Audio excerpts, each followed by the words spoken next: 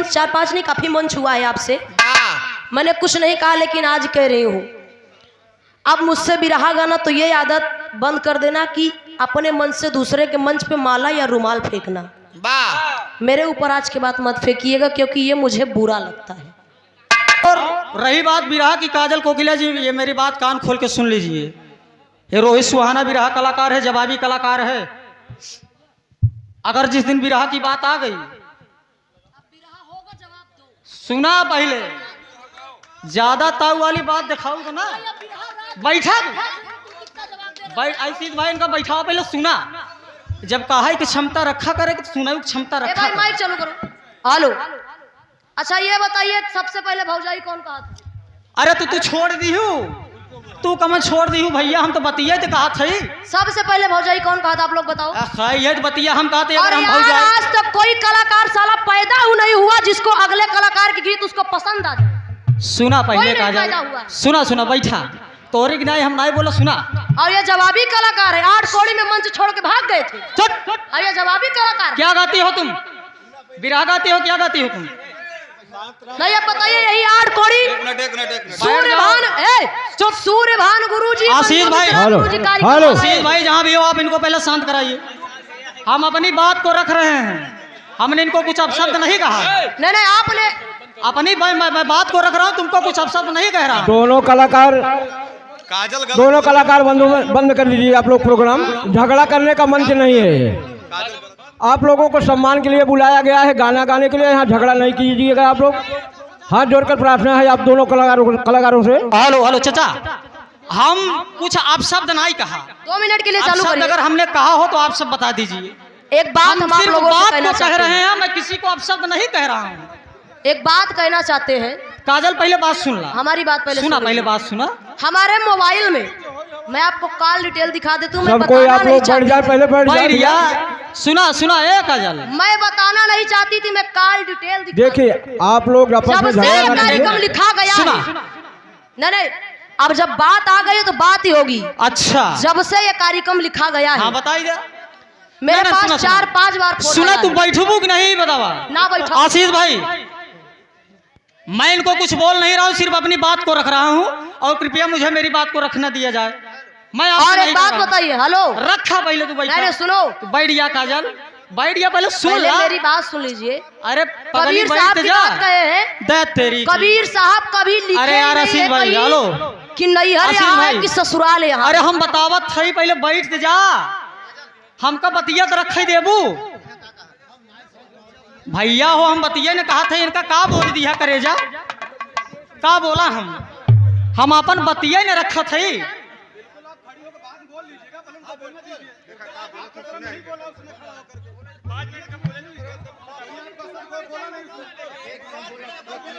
भाई हम बात को रख रहे हैं, हम लोग कुछ अशब्द गाया नहीं, गाया मैंने नहीं, हम नहीं खड़े होते। सुनिए, हम ना खड़े होते जब इन्होंने कहा, सुना बैठ जा, बात बोलो कहेंगे, बस एक बात कहेंगे फिर हम बैठ जाएंगे। अरे सुनबू पहले, तू बैठ जा, हम तोहरी गाय नहीं बोला है, तोहरी गाय नहीं बोला, जिन बोला बस इतना ही हम कहा था। दादाजी अरे बैठ गया, हमका अपन बतिया रखे थे राजू, हम कहा थे, हम अपन बातें नहीं रखा थे, हम कहा हम भाई बात को रख रहे हैं, हम बैठ रहे हैं यार। एक बात मेरी सुन लीजिए बस। बैठ गया काजल, हम कहा थे बैठ गया प्रेम से। मैंने अरे पगली बैठ गया। हेलो हमका कहा अपन 1 मिनट के लिए मेरी बात सुन लो। अब जब तू हमार नहीं सुनू तो हमका ठेहू सुनू तो ना सुना तो का के बात को सुनाई क्या? अरे तो हमका बोला ही ना भाई, जब तुम्हारा नंबर है तो 1 मिनट हम बोल रही, फिर बोल लिया। आकाश गुरुदेव का झंझट है, हम कहते हमका बोला ही भाई, हमारा नंबर है, हमको बोलने दीजिए। हेलो 1 मिनट काजल, हेलो रुझे बस 1 मिनट बोलेंगे, बस एक बात बोले। बैठ जा काजल, हमका बोला ही एक बात। अरे एक नहीं तू 2 बोलू, एक बार नहीं तू 10 बोलू। हाँ तो अब चुप रहे, हम बोले। लेकिन हमका बोला ही पहले हम बोला। अरे फिर ही पटकी पटका कैले, पहले हम बोला। अरे बोला ही पहले हम बोला, पहले हम बोला। अरे हमको बोला। काजल जी आप थोड़ा 5 मिनट रुक जाइए, भाई साहब का बात सुन लीजिए, आपको भी मौका मिलेगा 5 मिनट के लिए। कम से कम हमारा सम्मान करो। बैठ गया, बोले देखा क्या बोला। अरे बैठिए 5 मिनट, बैठ जाइए काजल। आप मौका हेलो करत है यार। नहीं काजल, बैठ जाइए आप, बैठ जाइए। बस बोलो भैया, आप लोग अपनी अपनी जगह पर बैठ जाए। सभी यूट्यूबर भाई से प्रोन है, अपनी अपनी जगह पर बैठ जाए आप लोग।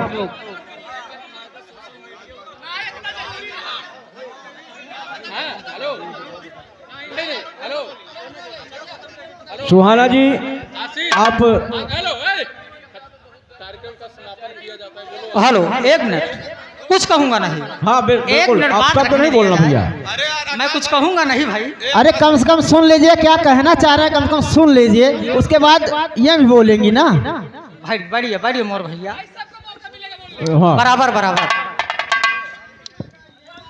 बतिया हम यही कहे कि काजल हम कुछ यहर वहर नहीं कहा। हमने इसी बात को कहा कि कोई भी इंसान अगर पैदा हुआ है तो माँ की कोख से पैदा हुआ है। अगर जब वो माँ की कोख से पैदा हुआ तो ओकर नैहर यही है ना। कौनो अगर लड़की, भाई एक मिनट, लड़की अगर सयान हो जात है, ओकर जब बियाह हो जात तो नैहर ससुरे जात है। तो जहाँ पैदा हुई है वो नैहर है ना। तो मित्रलोक नैहर भागिनाई कहो, हम जाने चाहिए मित्रलोक नैहर भागिनाई। बिल्कुल। तो भैया हमारी बात कहाँ से गलत काटी जाती है? हम यही कहे ना, तमाम संत की वाणियों में लिखा गया है, तमाम संत लोग बोले हैं कि ये नैहर है, सासुर ऊपर है। ये सत्य है। अगर कोई भी हो, कोई व्यक्ति हो, अगर संत की बात की बाणी काट रहे हैं, कबीर दास की बाणी काट रहे हैं आप, तो कितने बेरे बता दीजिएगा। ये संतों की बाणी है, कोई कलाकार नहीं बोलता, ये संतों की बाणी है। संत की बाणी है, कबीरदास ने लिखा है। ठीक लिखा है कबीरदास ने। अरे भैया शांत रहा। काजल जबरदस्ती बोलिए, गलत है। हो ही जब बिरहा हो।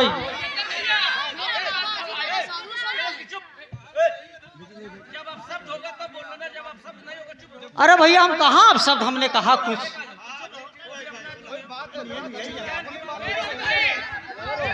हेलो हेलो हेलो, कभी जी मैंने अब शब्द कहा कुछ? वही बात ना, मैंने कुछ कहा नहीं, मैं तो सिर्फ बात को बता रहा हूँ। और मैं कहाँ कुछ कह रहा हूँ।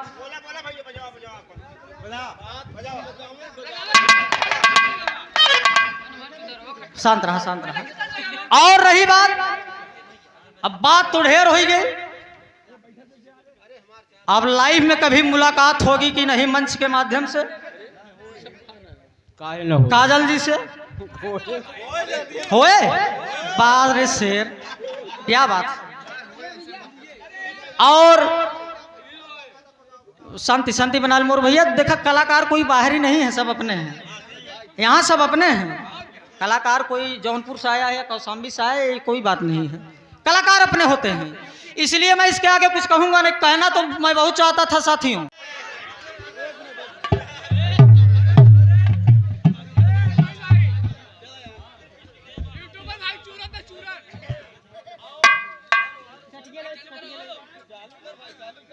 तो हेलो हेलो, और शांति बनाई। हेलो। बढ़िया मोर भैया, 5 मिनट। हम यहाँ सभी यूट्यूबर भाइयों से प्रार्थना करते हैं कि आप लोग अपने अपने स्थान पर बैठ जाए, अपना कार्यक्रम शुरू करें। बढ़िया बढ़िया बढ़िया जा। शांति का परिचय दें भैया आप लोग। ठीक है सुहाना जी, आप चालू करें भैया। काजल कोकिला जी ने अभी बताया। 1 मिनट बताइन कि माला समरू पर फेंका जी। काजल कोकिला जी हमारी बात सुन लीजिए। मैं कुछ अपशब्द कहने वाला कलाकार नहीं हूं। मैं बात से बात को काटता हूं। कहा भैया? बिल्कुल बिल्कुल। कहीं की ई बतावा ही नहीं है। अबे तू जान ही न पाओ। कबीरदास की बाड़ी को आप काटेंगे, महान महान पुरुषों की बाड़ी को आप काटेंगे। क्या इतना बड़का कवि होगी बा? पैदा क्या कहाँ से भवका हो? हम तू पैदा भाई महतारी कोख से ना, यहाँ पैदा भाई कुआं से पैदा हो क्या है?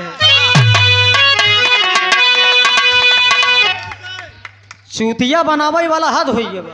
ये रोहित 1 महीना सीधा हो गया, नहीं तो हम उ गवैया रहे। समझा? बताइन कि ये बिरहा गवैया एक भड़ैती करे आई है। काजल एक सीख हमार लै लू तो हम मानी थी, हम इनका कहते हैं। जौने दिन तोहार बिरहा जम जाए तो बहुत बढ़िया, जौने दिन ना जमे तो लगबू यार वाहर करे।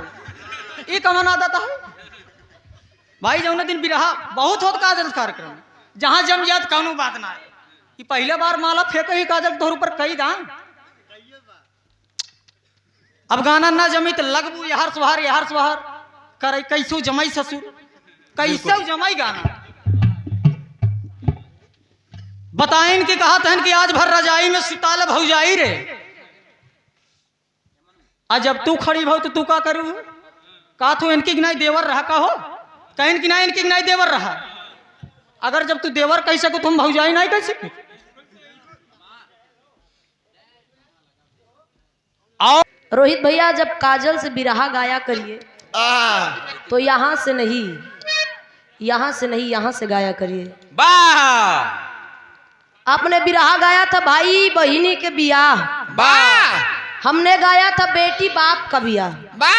फिर मैंने एक गीत मैंने बिरहा धरा, एक दुल्हन तीन दूल्हा, सर के ऊपर से निकल गई, पहुंच गए सुभाष चंद्र बोस जी और रेखा जी के पास। अब कहत का है लैला लैला बेलनवा और लैले ले हरे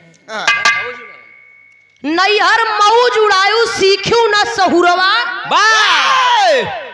ससुरवा एक दिन थुथुरी जाबू। अच्छा आप लोग बैठा ही बतावा इनसे तई पूछा नैहर बा कहाँ हो, नैहर कहाँ बा रोहित भैया। अच्छा आप लोग ना बताया खड़ा हो जा बताया हम पूछ ले भाई नैहर बा कहाँ दादा ससुराल कहाँ बा ससुरवा जैबू थुथुरी ससुदात तोरी। अगर वो ससुराल है ये नैहर लोग कहते हैं ये नैहर है और वो ससुराल है। आप लोग बताइए अगर ये नैहर है वो ससुराल है तो हम आए कहाँ से भाई, कहाँ से आए हैं? नैहर से आए हैं कि ससुराल से आए हैं? ससुराल से आए हैं। अगर वो ससुराल है तो आए कहाँ से? अगर वो ससुराल है या नैहर है तो हम आए कहाँ से? नैहर ससुरवा जाबू थुथुरी। अगर वहाँ से आए हैं तो नैहर आए कि ससुराल है? और अगर वहां से आए हैं तो वो नैहर है कि ससुराल है? सयानंद से दादा लोग आप लोग बताइए अगर वहां से हम आए हैं तो वो नैहर है कि ससुराल, आप बताइए। रोहित नहीं तमाम कलाकार गए हैं नैहरवा ससुरवा में जाबू थुथुरी, तो हम लोग वहां से आए हैं तो वो ससुराल है कि नैहर ही रोहित बताइए। रोहित भैया बिरहा में भड़ैती जरूरी बा। मैं तो आपको कुछ बोली भी नहीं, सम्मान से गा रही हूँ और लगभग सब लड़की आपसे अच्छा से गावती है, लेकिन आपकी आदत मैं सोच नहीं रही थी क्योंकि 4-5 मंच काफी मंच 4-5 नहीं काफी मंच हुआ है आपसे, मैंने कुछ नहीं कहा लेकिन आज कह रही हूँ अब मुझसे बिरहा गाना तो ये आदत बंद कर देना कि अपने मन से दूसरे के मंच पे माला या रुमाल फेंकना मेरे ऊपर आज के बाद मत फेंकिएगा क्योंकि ये मुझे बुरा लगता है। भाई हम कहाँ किधर बैठे आप फेंक रहे हो यार, हमारे आंख में लग रहा है कि नाक में लग रहा है कि गाल पे लग रहा है, तुम्हें पता नहीं फेंक दे रहे हो, ये अच्छी बात नहीं है। और पहले जानिए कि नैहर कहाँ है तब ससुर में थुथुरे हो, ऐसे नहीं। आपने हमें मंच पे बुलाया, हम गए मंच पे। हेलो हेलो हे भैया, आपने मंच पे बुलाया, हम गए मंच पे और आपने गाया आज भौजाई, आज रात भर रजाई में रहाई देती हूँ भौजाई है। माने हम तुम्हार भौजाई यही सम्मान करने के बुलाए थे आप, मतलब हमका सम्मान करे के बुलाए रहन।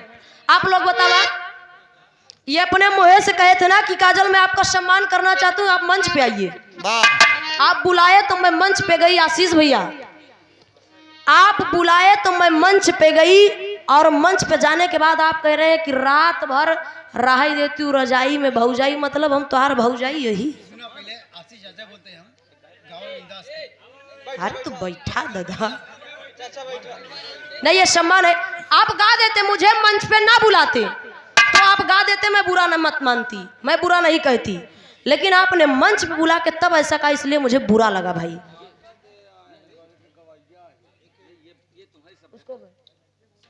आप पढ़े लिखे हैं भैया, और मैं आपको मानती भी हूँ, आपका सम्मान भी करती हूँ। कहाँ लिखा भैया कि आप हमारे मंच पाए जमाऊ सम्मान कह दी। अरे रुक जाता है महाराज, तो का कहाँ? अरे तो कब है तोहार तो लगे है, आप आ जाते हमारे मंच पर, हम आपके सम्मान कर दी भैया। आशीष भैया तई माला लिया वा, तई माला लिया वा भैया, आशीष भैया भाई सम्मान करे हम क्यों के रखित ना है भैया। ए भैया हेलो, अरे जानता ही पैसा ढेर पाए है बाद में दिया। अब तो हर सम्मान के लिए अब अरे उबा पहले देखा डरात है कहीं आवत ना है। अब 500 पैसा लै के अब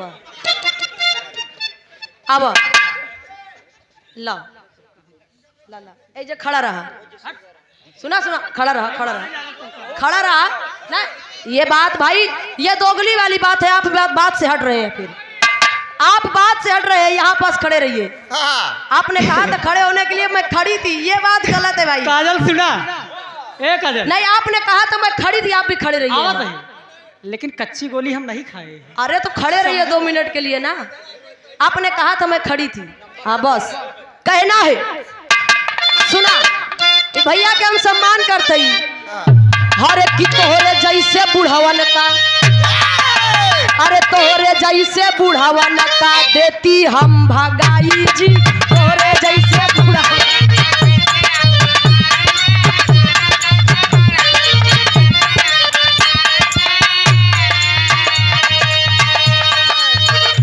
बार भौजाई हरे तोरे जैसे बुढ़ावन का देती हम भगाई जी, तोरे जैसे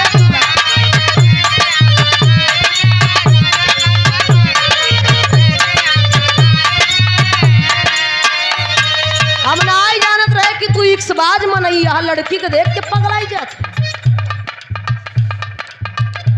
लेकिन अरे तोरे जैसे बुढ़ावन का अरे देखी हम भगाई जी।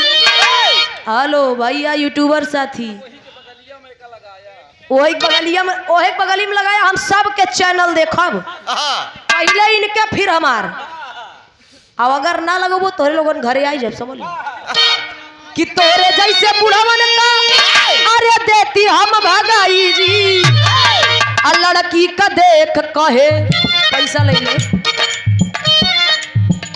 अरे लड़की का देख कहे जाता पागल हाई जी।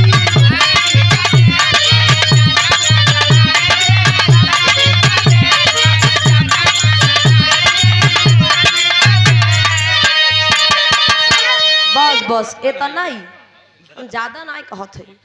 ये आप रवि पिंटरेस्ट एंड साइबर सर्विस, आप भैया की तरफ से 100 रुपए का पुरस्कार बहुत बहुत पाम हो, आशीर्वाद। एन हमका बार बार कहा था पलट, बार बार कहा था पलट। ए भैया अब जब हमका देखिन के बिरहा गावत तो इनका कही दाई हमारे सिवा क्यों दूसरे के देखबो न करिए। जब हमका देखिन के गावत। हेलो रोहित भैया, लठ से तारे और सर से चांद फोड़ दूंगी, लठ से तारे और सर से चांद फोड़ दूंगी, अब फूंक मारूंगी तो सारी नदियां मोड़ दूंगी। और एक बात सुन लीजिए, कह रहे हैं पलट, अगर मेरे सिवा किसी को देखा तो कसम से तुम्हारी गर्दन मरोड़ दूंगी। अब पलटा ही कहा था हम तोरे कहीं देखा, वो तू हमारे सिवा क्यों को देखबो न करे। कहना है हेलो, दुनिया चले पिछाड़ी तो मैं चलू अगाड़ी।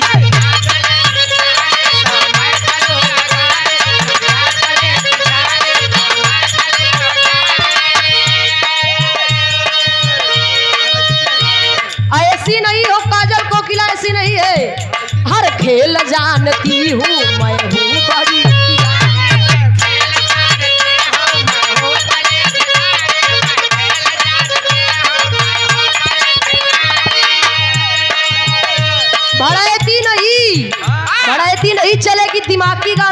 ये बढ़ती रही। दुनिया चली पिछाड़ी तो मैं चलूं अगाड़ी, सब खेल जानती हूँ मैं हूँ बड़ी खिलाड़ी। सबड़ी मलक जाऊं मैं सबको ये सिखाऊं क्या, चिंता ता चिता चिता चिंता ता चिंता ता चिता चिता चिंता ता चिंता ता चिता चिता चिंता ता। आप रवि प्रिंटर्स एंड साइबर सर्विस 400 कम 500 रुपया का पुरस्कार। बहुत बहुत काम आशीर्वाद बनाए रखे। ये हमारे कवि जी लिख रहे हैं। हेलो आशीष भैया आप भी गौर करिएगा और धीरज भैया आप भी। काकी से बोले काका तुम कहा बताई काका,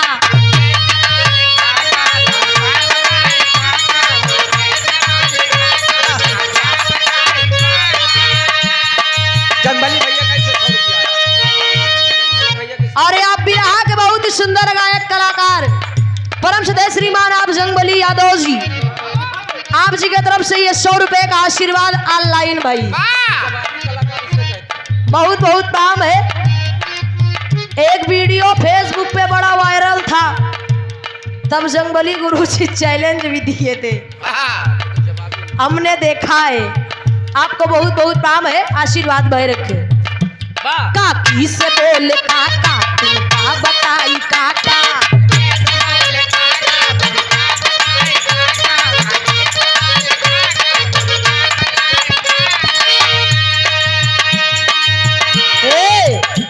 तुम का दिया धोखा का तुम का कभी रोका का,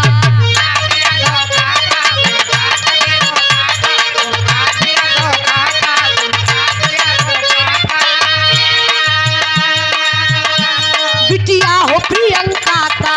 ओ आशीष भैया सारा शब्द का से है। बिटिया हो प्रियंका का चिंता नहीं लड़का का।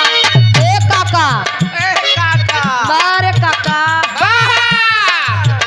अब इन काका है नहीं अपने मुँह से कहा था तब हम कहते हैं। बिटिया हो प्रियंका का चिंता नहीं लड़का का, काकी से बोले काका काका काका, काकी से बोले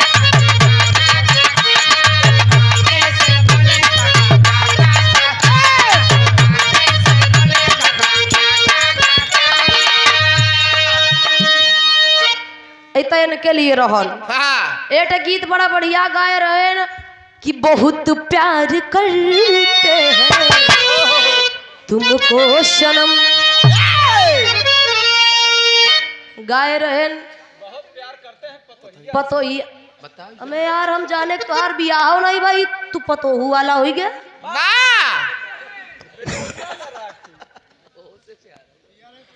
अब उसे प्यारा भाई आया कलयुग, अब सास दमाद ही जानत रहे, अब ससुर पतोहुक जान गए। हमें जब तू पतोहुक नहीं छोड़ा तो हम पचे कौन खेत के बतोई।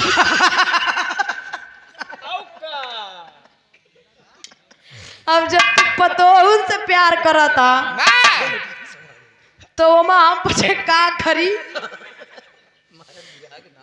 बेटवा न राखी तो राख ले हम। अब तू राजा रघु भया सास दुल्हन रख के तो राख सकता था भाई।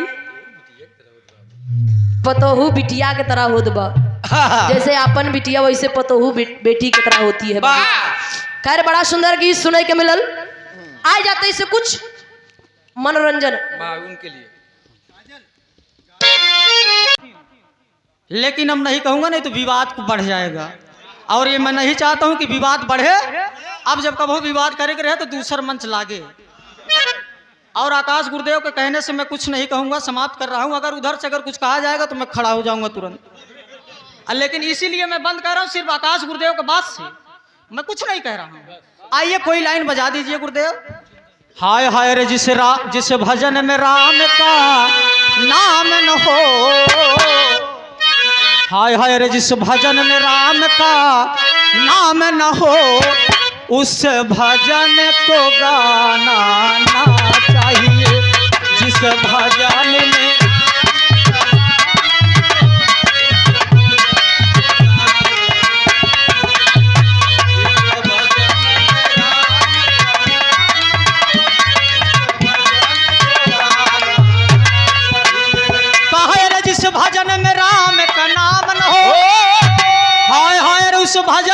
घुमाना ना चाहिए। ए चाचा, अरे बिटिया के तनी भी प्यारी हो। सूरज बाबू, अरे बिटिया के तनी भी प्यारी हो, उससे घर घर घुमाना ना चाहिए। बिटिया के तनी भी प्यारी हो, उससे घर घर घुमाना ना चाहिए। बिटिया के तनी भी प्यारी हो, उससे घर घर घुमाना ना चाहिए।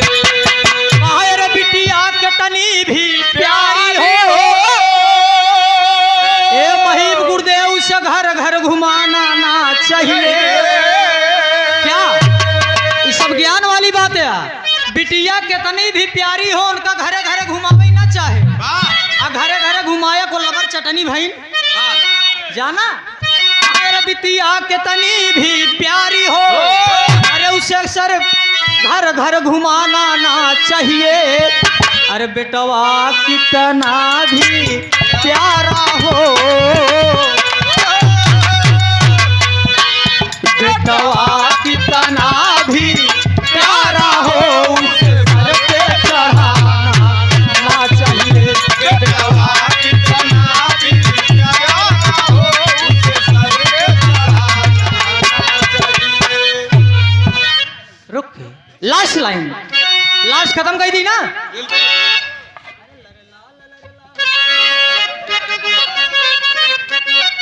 ये लाइन बा, हाय हाय अरे नरमी कलैया सुकुआर हो।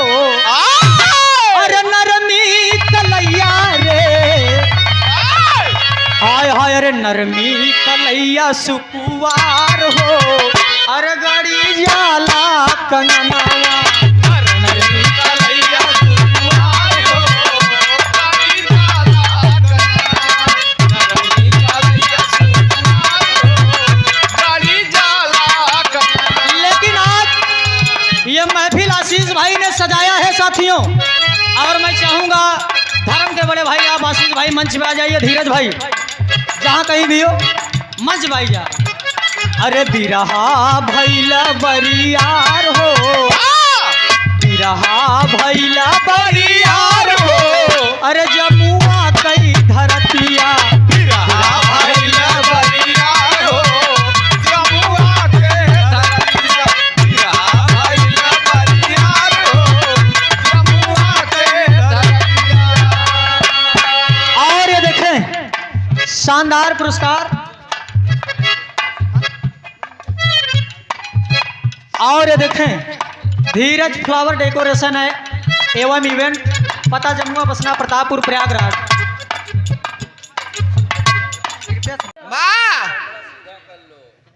बा भैया बा तो कह दी है मिला बा ये तोके मिला बा, तू धरे रह ना। हमको ना ना, हमरे भाटास गैस हो जाते। चल जा धर। बा अंदर ले ओ। ना ना हमको ना चाहिए। हाँ ए भैया ए बड़ा सुंदर गीत सुनाई के मिलल। बा वीर रस के बिरहा बा बार बड़ा अच्छा लगा। बा भैया बड़ा बढ़िया बढ़िया धुन तर्ज। बा कतोर से सुन। बा अच्छा काने से। कभी जी हैं कि नहीं? कवि जी का हो, कवि जी हैं कि चला गए? गैन गयन। हाँ आशीष कहाँ है हो? बा चले दो। अच्छा तो तू जा ना। हाँ तो कह के रोके बा हाँ बोन का देर होत बना भैया। नहीं बड़ा सुंदर गीत सुनाई के मिलल। हाँ